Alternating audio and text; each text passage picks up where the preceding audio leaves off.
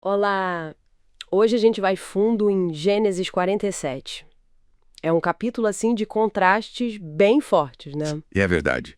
De um lado, você tem a família de Jacó achando um lugar seguro, próspero até lá no Egito. Pois é. E do outro, os próprios egípcios. Nossa, numa situação desesperadora. A fome apertando tanto que eles acabam vendendo tudo, terras, gado e até eles mesmos, né? Para poder sobreviver. Exatamente. E é essa tensão que a gente vai explorar hoje.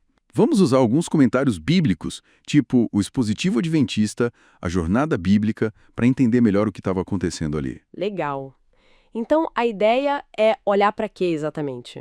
Para o assentamento deles em Gósen, né? Isso, o porquê de Gósen. E também aquele encontro super interessante do Jacó com o faraó. E claro, a administração do José durante a fome, que assim, salvou muita gente, mas Mas mudou tudo no Egito, né? A estrutura social, econômica. com certeza. Então, vamos começar por Gósen. José dá a dica para a família. Olha, digam que vocês são pastores e peçam para ficar em Gósen. Por que lá especificamente? É uma boa pergunta. Tinha alguma coisa especial nessa região? Tinha sim. Primeiro, era terra boa, fértil, ótima para criar rebanho. E a localização era estratégica. Meio isolada dos centros egípcios, mas não tão longe de Canaã. Ah, entendi. E essa separação era importante por quê? Tinha aquela questão cultural, né? Dos pastores. Exato.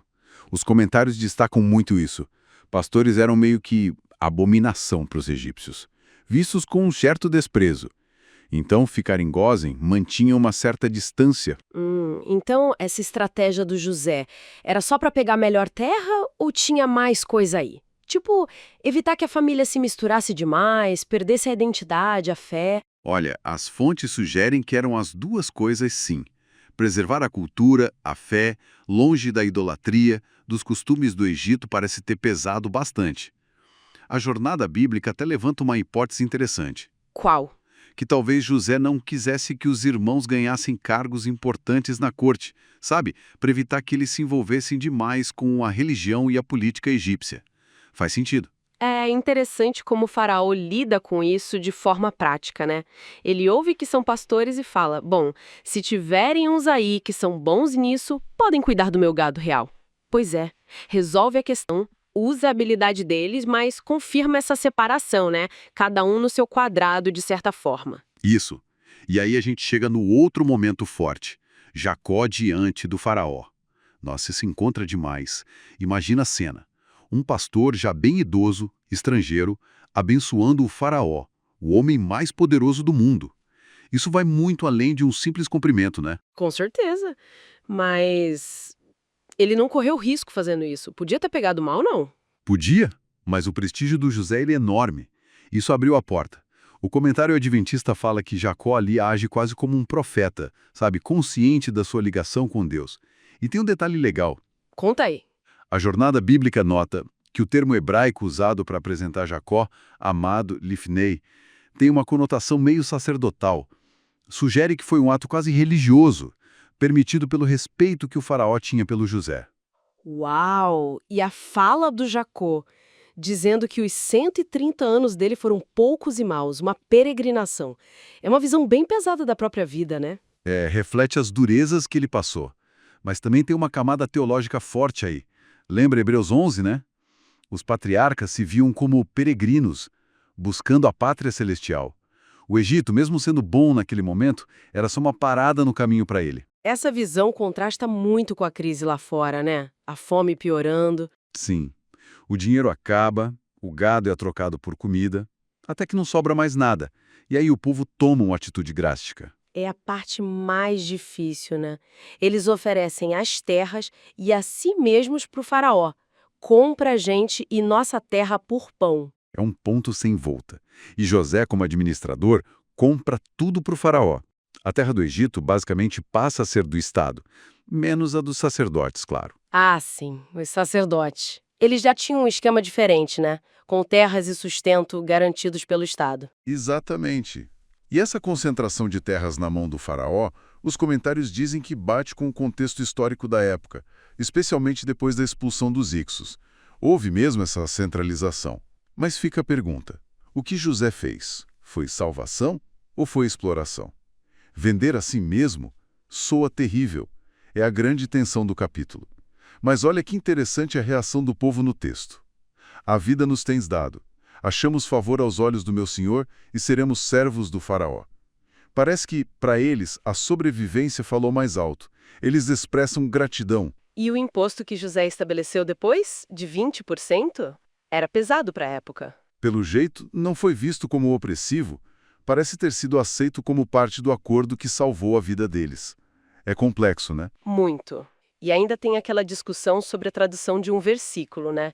Se José escravizou o povo, como diz a versão grega, a Septuaginta. Isso. Ou se ele só os fez mudar para as cidades, como está no texto hebraico original, o massorético.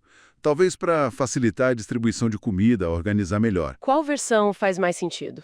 Bom, a ideia de escravizar combina com eles terem se vendido, mas a versão hebraica talvez aponte mais por uma medida administrativa, uma realocação. É um debate.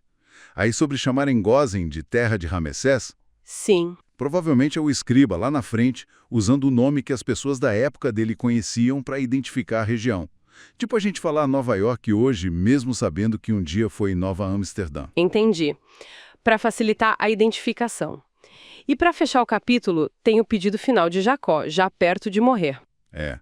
Mesmo com a família segura, próspera no Egito, ele faz José jurar que vai enterrá-lo em Canaã, na terra prometida. É a fé falando mais alto, né? Até o fim. Totalmente. O Egito foi bom, foi refúgio, mas não era o destino final.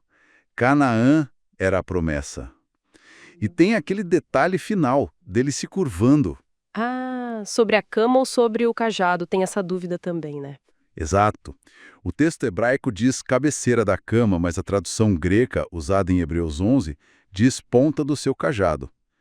De qualquer forma, o gesto de adoração, de submissão a Deus no fim da vida. Bom, então resumindo essa nossa conversa, a gente viu o estabelecimento bem pensado em Gósen, o encontro cheio de significado entre Jacó e Faraó, a gestão de José na fome, que foi pragmática, salvou vidas, mas também transformou radicalmente a sociedade egípcia. E a fé inabalável de Jacó na promessa de Deus sobre Canaã, mesmo no leito de morte no Egito. Acho que o ponto central é essa dança, sabe? Entre a providência de Deus, cuidando do seu povo e até dos egípcios, e as ações humanas de José. Ações inteligentes, eficazes, sem dúvida, mas que tiveram consequências enormes, centralizando poder e riqueza. Ele foi um salvador, mas também um agente de uma grande mudança social. E isso deixa a gente com uma pulga atrás da orelha, né? Pensando para o futuro. As ações de José salvaram o Egito, mas concentraram um poder imenso no faraó e tornaram o povo dependente.